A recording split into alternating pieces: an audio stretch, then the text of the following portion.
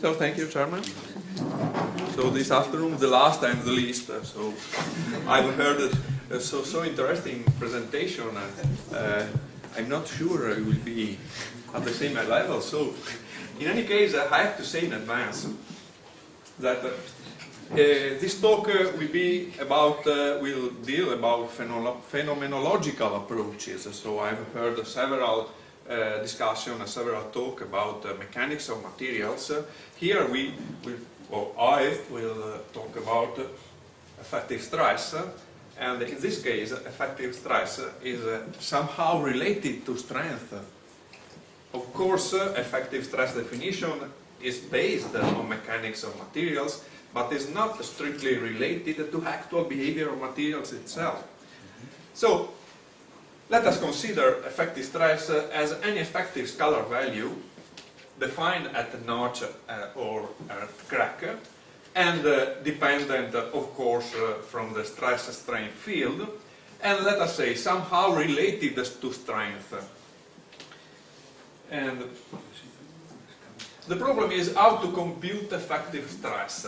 In this talk we focus mainly in linear elastic investigation, structural analysis, and that's why we focus in high cycle fatigue strength assessment.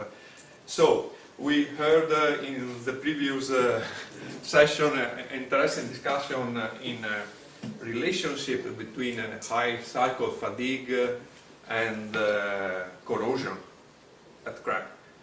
So in this case we simply focus on high cycle fatigue strength.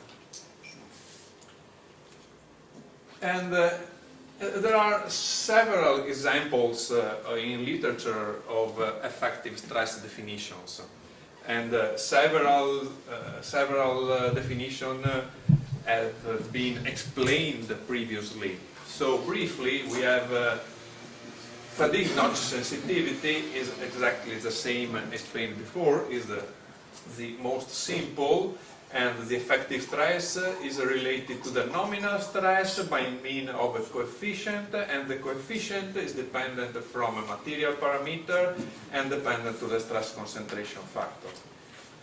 Another, let us say, rather simple approach is the critical distance approach, where the effective stress at point P is actually the stress evaluated at a given distance in a point C. And another simple approach, or less simple than previous but rather simple, is the average value. So the effective stress at point P is an average value of the stress close to point P.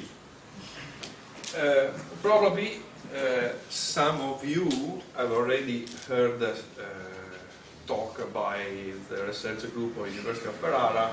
During the last few years we are dealing with the implicit gradient effective stress, where the implicit gradient effective stress is computed by means of a partial differential equation, and somehow take into account the overall stress field close to the point P.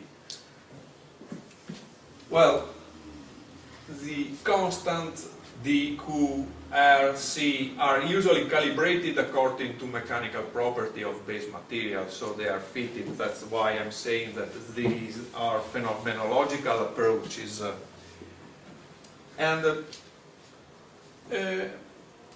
This talk will focus on the relationship between the weighted integral average stress, so I mean the average stress where the stress field is weighted by a proper function.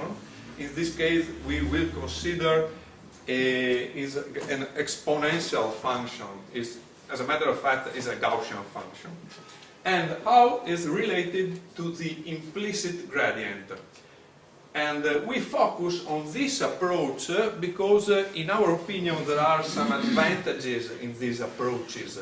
And the main advantage is that the effective stress can be easily evaluated all over the component. Is useful when you deal with real complex component. and I will show you an example later. So, a shorter review on the implicit gradient, so the approach we are working on. And we start from a volumetric weighted average, that is this one, and it's possible to demonstrate mathematically that it's possible to simplify this equation into this one. Is a kind of a series expansion. This one is a partial differential equation. It's called the Helmholtz partial difference equation. And in order to have a sound distribution of the effective stress, you have to choose the proper boundary condition. We usually use a Neumann type boundary condition. And during the last few years we had this kind of result. So let us take, for example, a component like a welded joint like this. So a tube to flange, but you can consider any kind of welded component, three-dimensional or bidimensional, is not important. In this case, these components are mainly uniaxially loaded, so you can use as local stress simply the first principal stress. And we applied so let's go back. So you have this component, you can do the usual stress analysis, then you take the stress distribution, apply the partial difference equation, and you obtain the effective stress at the critical point. This effective stress at the critical point, here it's not easy to see but it's there, can be related, for example, its variation, of course, in time, is related to the cycle failure, to the cycle to failure.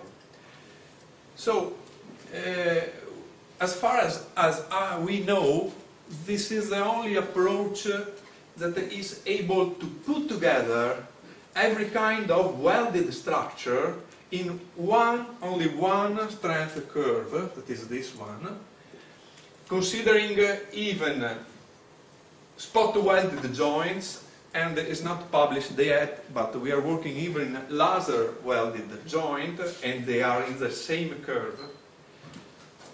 And we can even consider plane and complex three-dimensional geometries. It's not given here, but you can even consider multi-axial loading, and you have to choose the proper equivalent stress instead of simply the first principle.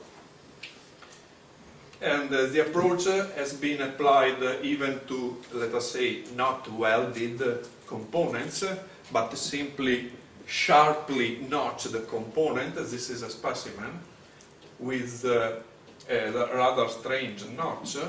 Under tensile and torsional loading, you can have different initiation point.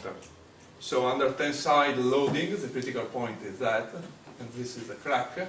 Under torsional loading, the critical point is that, and this is two cracks initiated from that point. And with this effective stress, you can predict the actual initiation position, and you have a finite value because this is a sharp notch.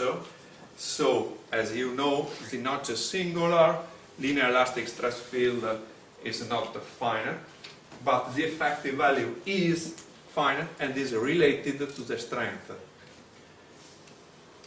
So, maxima are related to the experimental initiation point, and in three-dimensional problem, only numerical tool can estimate the actual initiation point. For instance, the situation is rather simple if you have simple tensile or simple torsional loading. But if you have combined or out-of-phase loading, it's not so easy to understand where the crack could initiate. Well, this talk try to tackle the problem how to compute the effective stress value. Oh, yeah, it's not there. Yeah. Yes, I am the list, so... I'm not allowed to show the the actual problem, but I have to say why we are addressing this problem. If you look at this slide, so it's more difficult to compute the last one compared to the first one. So the difficulties in computing these values increase going from the first to the last. So this is why not too easy to compute. In this moment, we have a research project with a company, and we are trying to estimate the fatigue behavior of a rather complex welded structure. And they have their own software. And in that software, there is not a partial differential equation solver in that software. So we proposed, let's buy a partial differential equation. No, we don't want to change our stress analysis. Let's build a partial differential equation solver in your software. No, it's not. It's too expensive. So, you know that in Italy now we don't have so much money to spend, so we have to try to find simple and, when it's possible, bright ideas.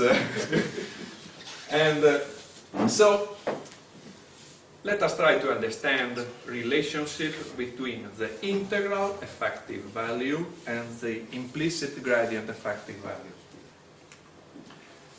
If we consider an open, sharp notch, we can compute this value, the integral value, and to solve the partial difference equation. And we have, with a nominal stress value equal to 1, the different effective values, the integral and the implicit gradient. They are obviously different, but the ratio is known, at least in plain problem. So, let's go on. Let us introduce an octave radius. It's possible to evaluate the ratio between the implicit gradient effective stress and the integral value depending on opening angle and notch tip radius compared to the constant C that depends on materials. Well, since the ratio is known, it is possible to compute the implicit gradient without solving the partial differential equation, but computing the integral value and by knowing this function that is simply this one. So, the problem, is there any approximation or solution for the integral value? Let us assume to have only the nodal stress value. So, we have a software that provides, as usual, stress at the nodes, but we don't have any partial differential equation built-in solver. We can easily compute as an approximation this sum to approximate the integral value.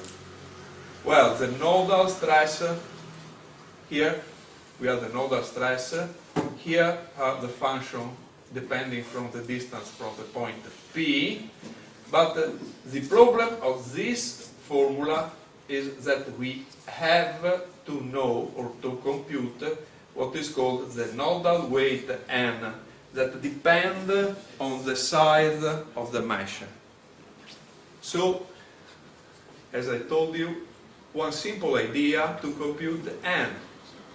How to compute n? N depends from the element side. So I mean, if the elements are constant in dimension, they are equal, the weight n should be constant independent of the node. Obviously, in real component, it's not possible to have a mesh with the element having the same size at each point. So we have to compute the weight of each node. And our idea, in our opinion, is rather simple. to use the same model of the structural analysis, to apply a uniform load, for instance, gravity, so the weight that is distributed, constrain each node, and n is the nodal reaction of the node itself. So, if you have a mesh like that, you apply this approach and you compute the weights. And you can see that as large is the element, as large is the weight, m. You compute the weight and introduce in this equation. Here we have a comparison between what we call this sigma effective sum, and is a good approximation of the integral value, in this case by changing the opening angle. So we can say that an appropriate weighted sum of the nodal value is an optimal approximation of the integral average value. Does the accuracy of this approach depends on the mesh size? Of course, yes, as usual. And we have checked the dependency, and in our check we have a sufficiently good result when using parabolic elements. Elements are 2 times the constant C, and the constant C depends on the material. For instance, in weldable and welded steel, the constant C is 0.2 millimeters. So a rather refined mesh is necessary, but not too much. It's possible to perform a 3-dimensional analysis with such kind of a dimension. And we did it. This is a preliminary application. I told you that our final goal is a 3-dimensional components.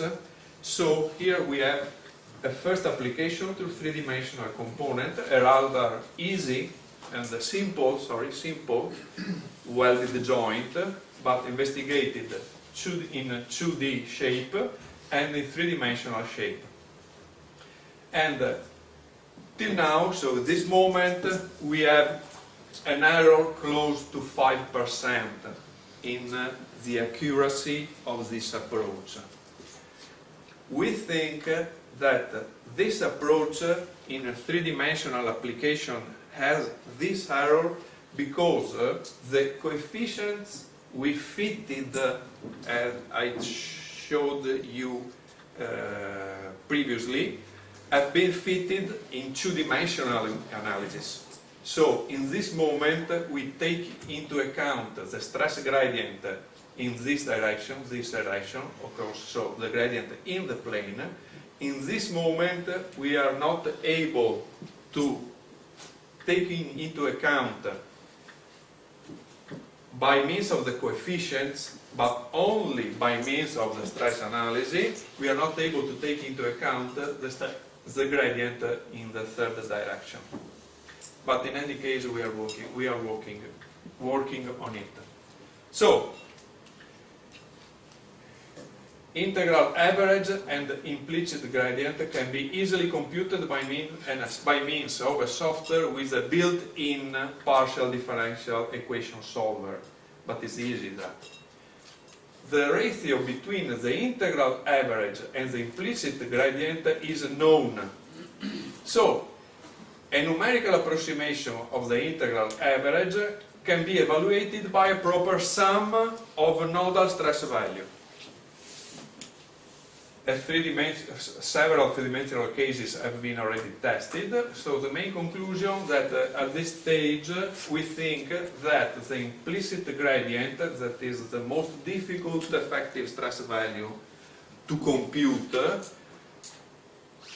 actually can be computed by means of any finite element tool.